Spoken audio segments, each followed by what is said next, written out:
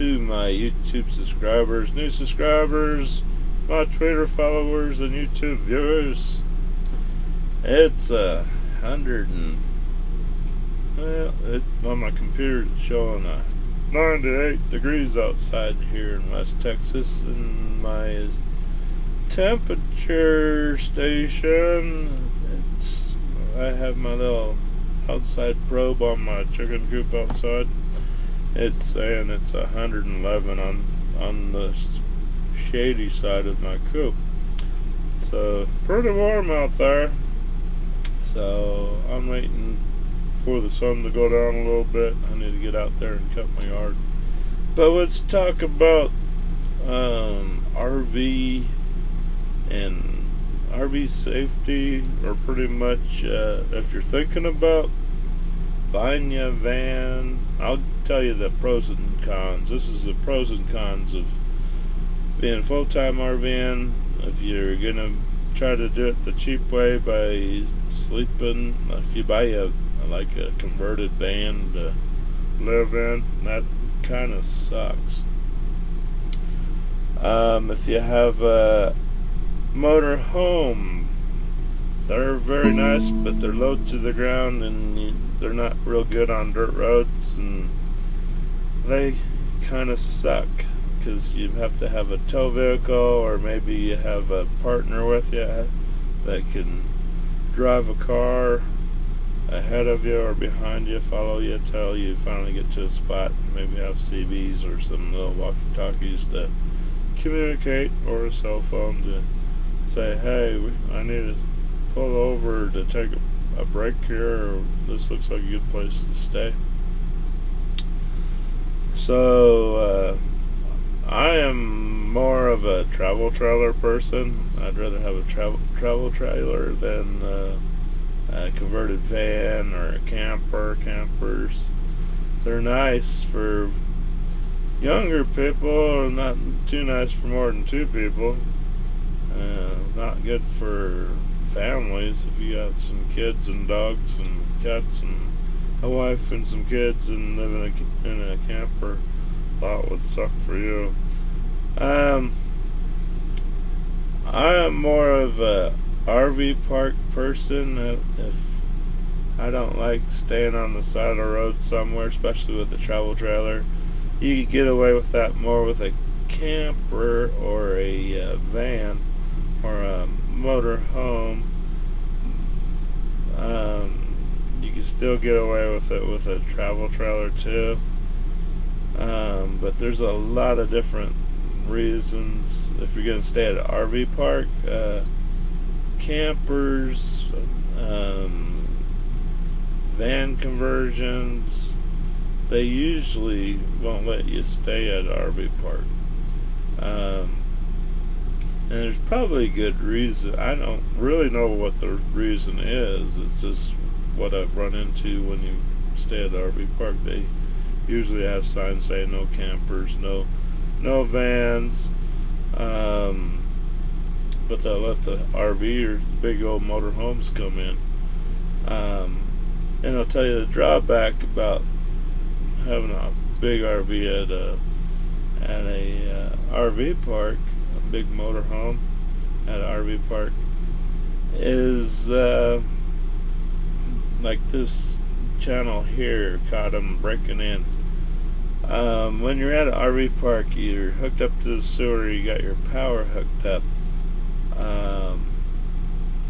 If somebody tries to break into your rig while you're in there, or whatever, like a motor home, you can't just start your car and pull off because you got your water hooked up, you got your power hooked up, sewer hooked up, and you won't be able to pull out. So you might have to have a little gunfight or a baseball bat party, whatever you prefer. But most likely that happening at an RV park is pretty slim, unless you really have a weird park, and you usually feel the weirdness when you come into a park. You go, oh, these people are pretty weird. And it doesn't hurt before you sign in is take a little lap around the park and see what the people look like or what the park kind of looks like. If it's maintained. Um, if it's just for one night, it's all right. You'll be able to get your water tanks full and take a shower and dump your sewer. Hopefully, if they have sewer hookups at your spot. But most likely, if not, they'll have a dump station you can go to in the morning and dump your tanks, or dump your tanks before you pull into your spot. But that's my big reason about the video here is this channel, Trent and Allie, made a video about we caught them breaking in and it looks like they live in a van and they're just traveling the world in a van and parking out in the street.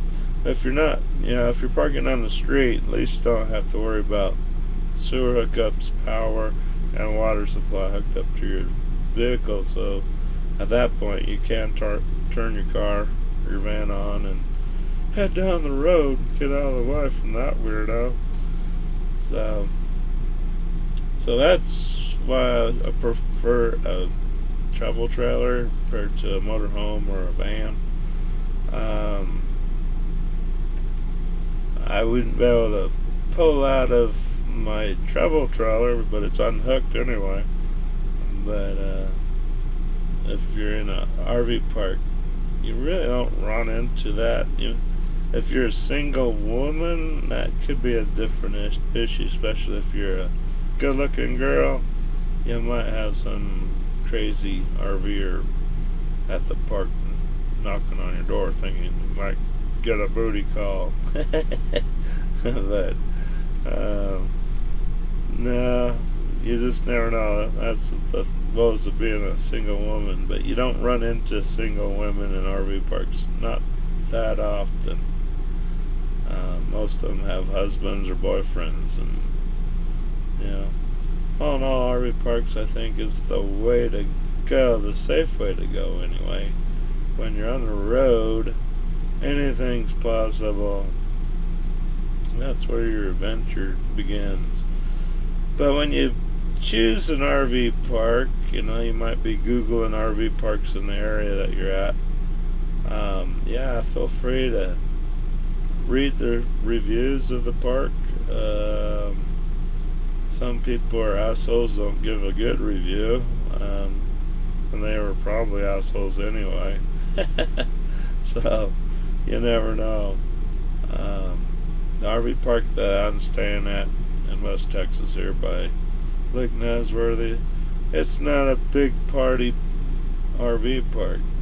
You can party all day if you want, but they do enforce their quiet time. When the sun goes down, the party needs to go down with it.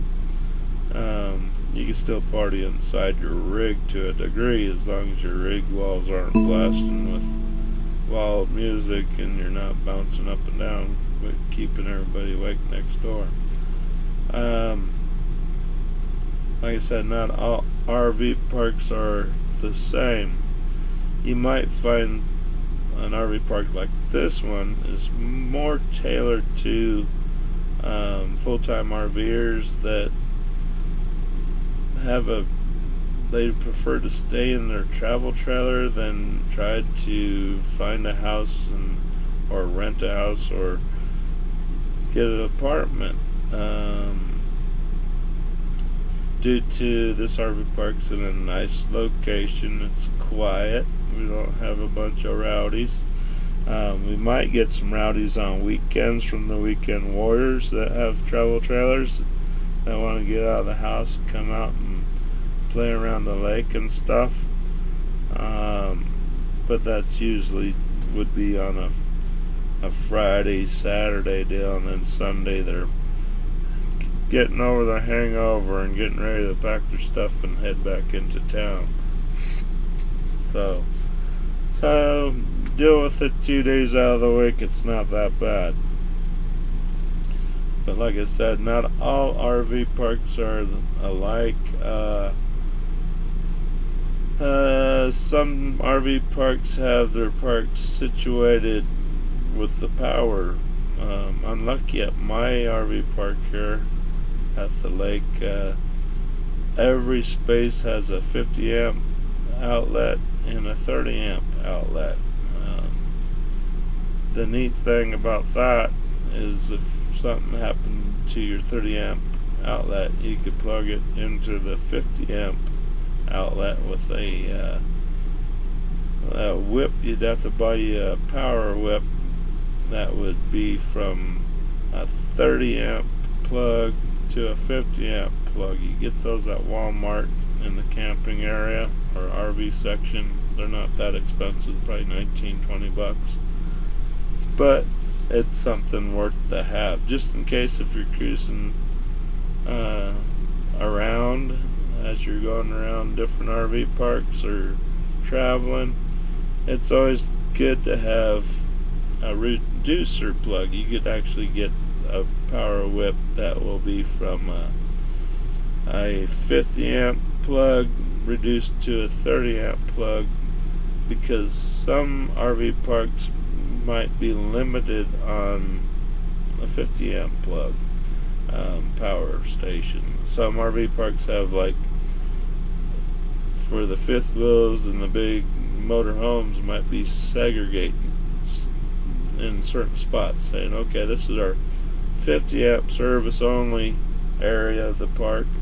This would be 30 amp for your travel trailers and things like that. So if you have a motorhome or a fifth wheel and you're trying to go into an RV park, it doesn't have a 50 amp service.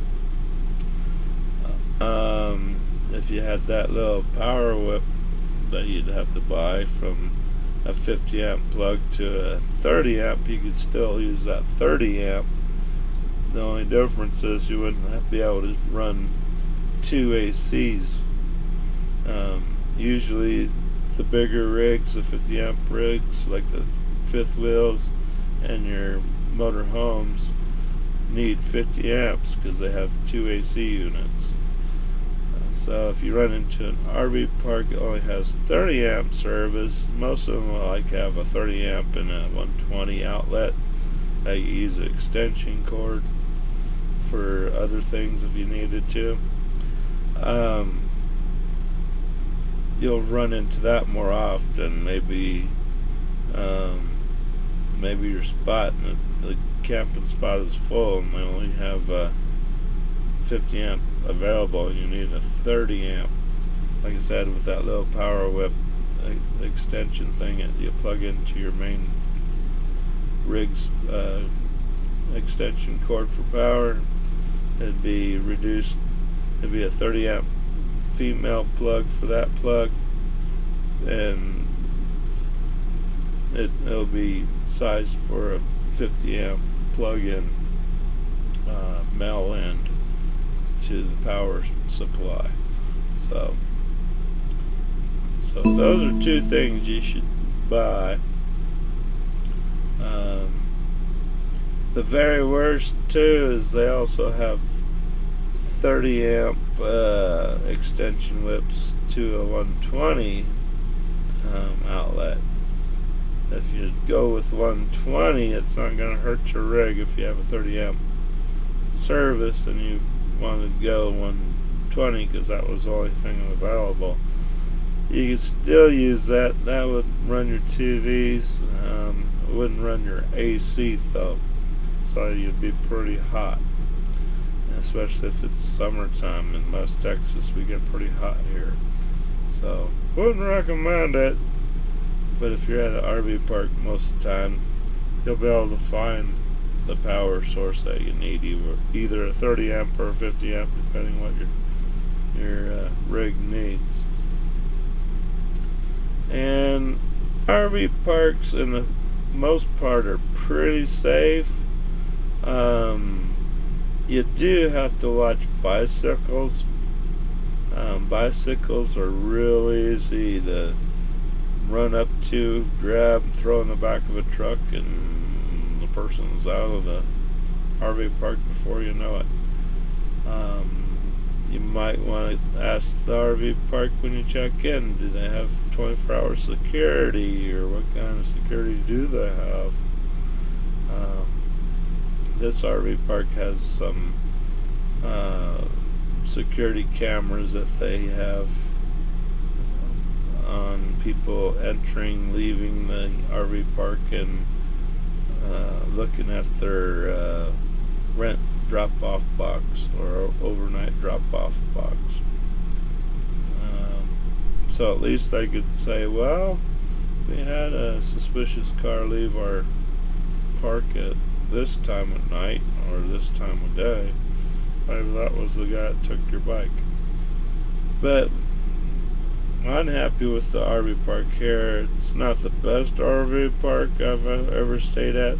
Amenities are nothing. You don't have bathhouses, you don't have swimming pools, no hot tubs, no little lounges or anything to socialize in. But everybody seems pretty friendly. But that said, it's an RV park. You never know who's gonna pull in. I'd say 80% of the people will be pretty cool people. They just want to come out, get out of the rat race, and hang out at the lake. This RV park is awesome. They have plenty of room for a tow vehicle, and if you wanted to bring a jet ski or a boat to enjoy the lake, there's lots of room to be able to keep that right next to your rig. So, and me, I don't like to fish on the side of the lake. I'd rather have a boat to be able to float around and do some fishing. And this lake here, Lake Nasworthy, wasn't planned for jogging around or biking around it. There's no trails around it. The entire lake has lake houses around the lake, and every lake house has their own little private dock, and they have their boats and whatever tied to their dock. So there are some little parks that you do a little fishing on the side, or even if you went to the boondocking campground that has no power, they do have some outhouses out there if you need an outhouse for tenters. But there's no dump station. They used to have dump stations, but they took them out. I'm just rubbing my head going, whose smart idea is that? Because without dump stations, where are people going to dump their shit? On the side of the road. Where's that shit going to go? Into the lake. Where does that water go? Into your stomach. So I don't understand why they took away the dumping stations. I think they need to rethink about that. But oh well. Just have to make sure you have good filtered water. Lake Nasworthy water is kind of not the cleanest looking lake. It's kind of has a lot of algae in it. It's not nice and clear like a northern lake would be. You go up north towards Utah, the lakes up there are pretty darn clear. You can almost see the bottom of the lake. But Texas, with the heat, algae grows in water pretty good. So yeah, and San Angelo drinks that water. So they definitely put a lot of chemicals in the water so you can drink it. But with that, you just get you a good filter system, and the water's not too bad. You can live without dying. But I don't know, that's what I just really wanted to say about our full-time RV safety, or even part-time RV safety if you're on the road and you want to boondock on the side of the road and stuff. You can get robbed. People can sneak up and try to get in. Probably, I don't know if it happens a lot. Just depends on the situation where you're at. Um, if I was on the road boondocking, um, campsites and stuff like that, it's fine. But on the road, I'd try to pull into a rest area or a truck stop or something. But both of those, they get pretty noisy from truckers needing to stop to sleep, and they don't turn off their damn engines, so you got diesel engines running and diesel stinking up the air, so it's like, oh, what a joy. So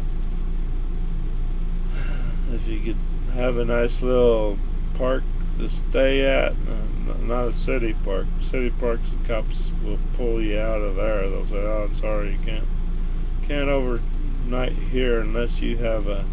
Even if you had a stealthy van, the cops will still knock on your door, and if you don't answer, you probably get a tow truck hooked to it, because they don't like missing that easy tow fee they charge you to get your car out of impound.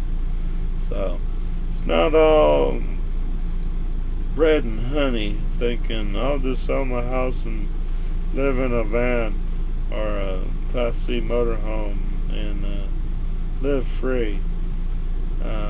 Most of the time, if you want to live free in a van or a Class C motorhome or even a big motorhome or a travel trailer, you might have to drive out towards the county. But again, the counties have sheriffs that patrol, and they might tell you, sorry, you can't camp out over here, you'll need to keep on moving. So I don't know.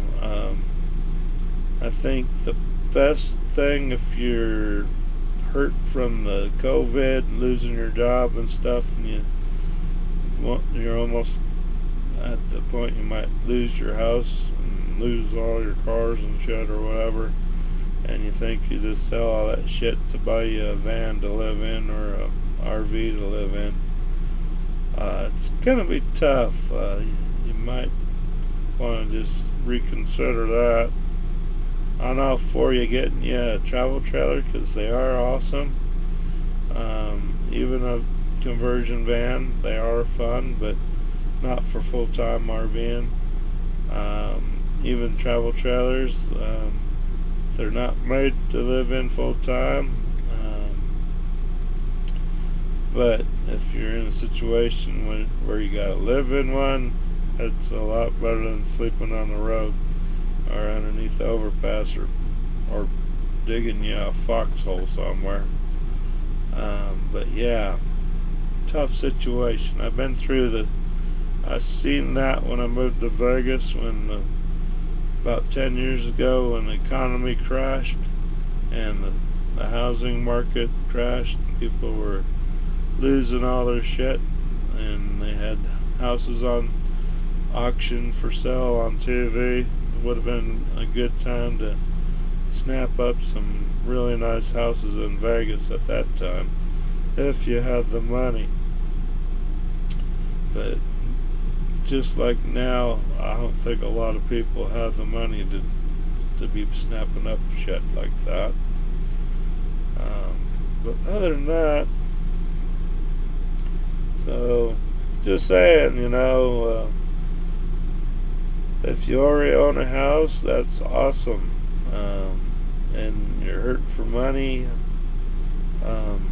Hopefully you have a big enough house, maybe a spare bedroom. You can start renting out the bedroom, make some extra income. I know that kind of sucks having a stranger live with you, but when times get tough, I'd prefer to stay in a house. At least if you had 2 or 3 bedrooms, you could start looking for roommates. If they're okay, we'll rent out the rooms.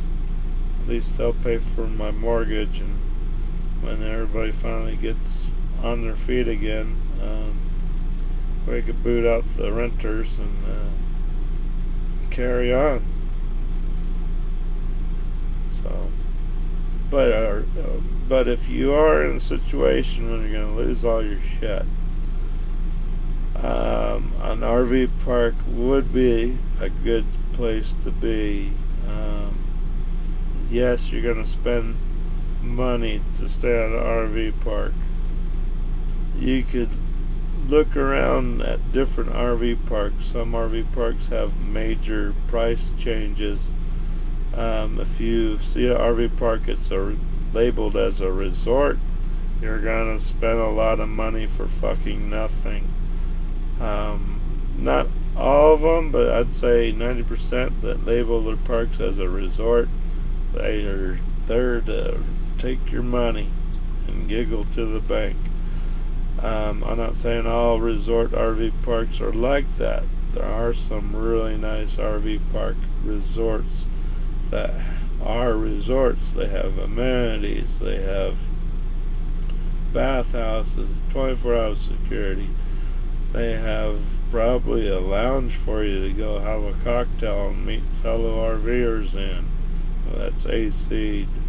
Probably have a waiter and a staff over there. Probably even have a little nice restaurant to enjoy yourself and have a nice cooked meal that you get to pay for. Probably have a health club there. Probably have a pretty good sized laundromat there that you gotta pay for, but at least you'll be able to get all your clothes done without waiting for machines to get unloaded. And then you have regular RV parks that aren't resorts, they're just RV parks. They do vary with prices, and you ask when you could give the RV park a call over the phone and say, hey, what are your nightly rates, what are your weekly rates, what are your monthly rates? And most parks will either have nightly rates or monthly rates, and those rates vary a lot. They might have a higher monthly rate that will make the management take care of your spot more by cutting the grass and kicking in with the power cost or something. That's what's going on at this RV park. I think they give you a little discount on electricity. They pay a little part of your electric bill, and they'll cut your yard. Or if you take care of your electricity and you cut the yard when needed, you get almost $158 lower rent. So that does help. The electric at the RV park has never been a big issue. My electric bill, I'm doing the cheaper part. I'll take care of my yard. I'll pay my electricity. My electricity runs at the worst that I've ever had was probably $100 a month, or maybe 110. The lowest was about 60.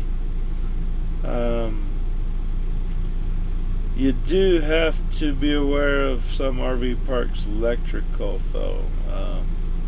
Some RV parks' electrical really sucks. They're not giving you the full 110. They might be a little shy on the 110.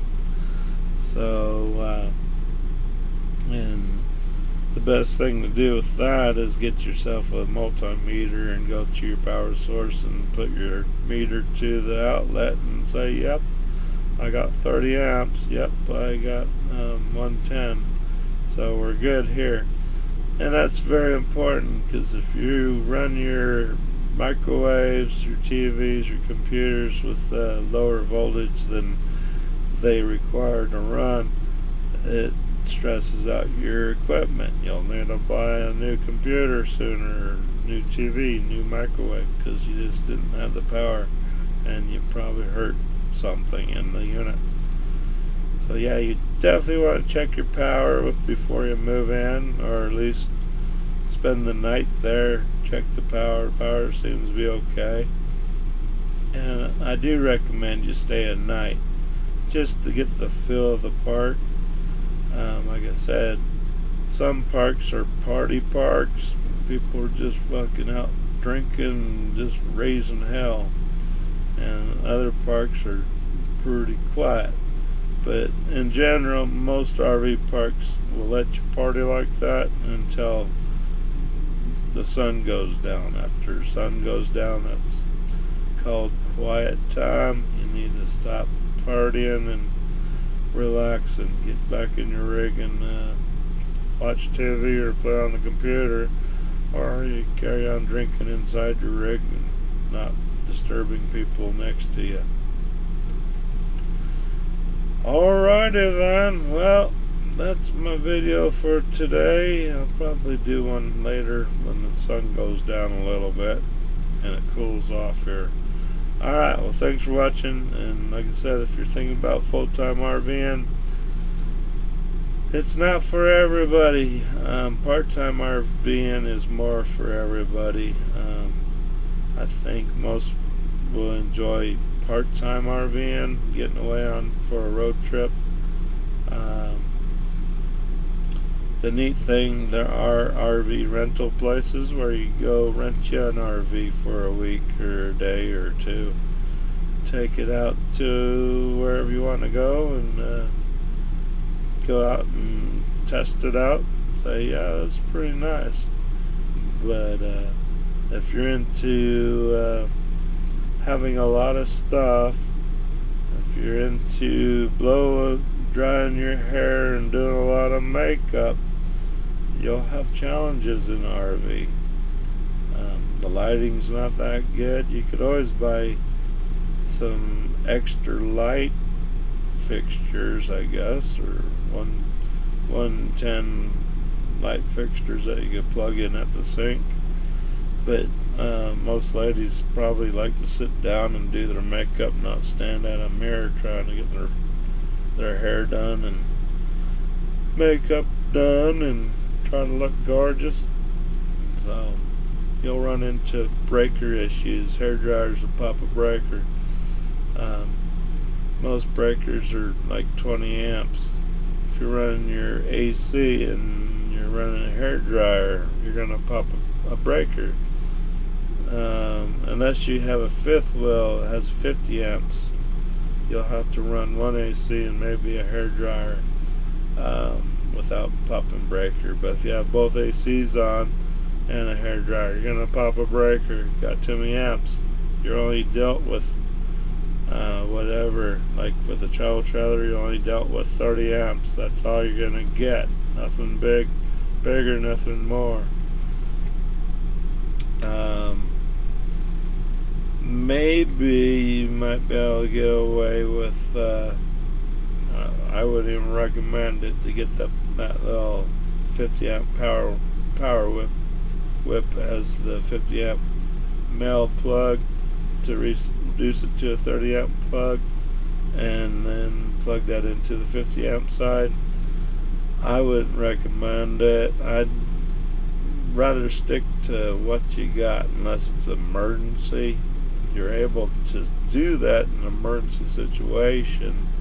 If you have a 30 amp, you could use the 50 amp if that 30 amp plug went out for some reason on your power supply. But I wouldn't want to be doing that forever. I'd be saying to the RV park, you need to replace that outlet, or the plug outlet. It's somewhat fried for some reason. It's not giving me 30 amps. So but yeah, like I said, full time is not for everybody. It works good for dudes. Dudes don't blow their hair dry that often unless you're kind of a long-haired hippie dude or something. It's easier for guys, I think, than it is for girls. Like I said, most women will love it for just a weekend getaway or holiday getaway or something, but they'll be happy to get back to their house. We need the house, honey. Don't be selling the house to do this shit full time. So Alright, everybody, good luck. I hope everybody's hanging in there good. Like I said, I'm just hanging out, being self-distancing. I don't mind people stopping by, but I normally say, got a chair way over there, you can sit there and we can yell at each other, catch up, see what's going on. Alright, we'll talk to you later. Bye-bye.